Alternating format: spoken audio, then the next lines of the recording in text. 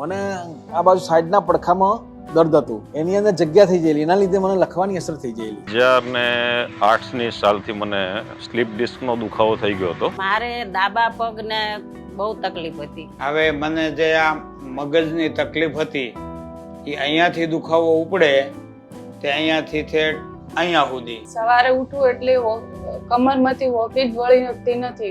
ઉઠું ને એટલે ઉઠવું નહીં ગમતું. જ્યારે મારા દર્દ ઉપડ્યું ત્યારે મેં 8 થી 9 ડોક્ટરોની મેં સલાહ લીધી. સાહેબ હતા, તેમને જાણકારી મળી એટલે અમે અહીંયા બતાવવા આવ્યા. હિતેશબેન ત્યાં કંઈ સારું છે તો મેં ત્યાં એમની સલાહ લીધી. એટલે અહીંયા અમે દાખલ થઈ ગયા. ગઈ 4 તારીખે 10 વાગે 2 વાગે ઓપરેશન કર્યું. એના પછી ઇન્જેક્શન આપ્યા પછી બહુ હવે સારું છે. એનાથી મને ઘણો રાહત થઈ. મેં ઓપરેશન કર્યા પછી મને ઘણો રાહત થયો. એ પછી હું ટ્રેકિંગમાં પણ જઈ આવ્યો.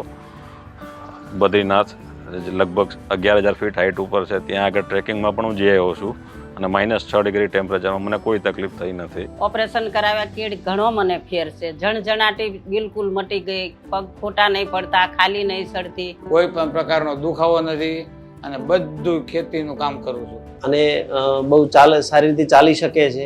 ઘરનું કામ પણ જે રસોડાનું છે, બાળકોને તૈયાર કરવા, તો એ ઘરનું કામ પોતે કરી શકે છે.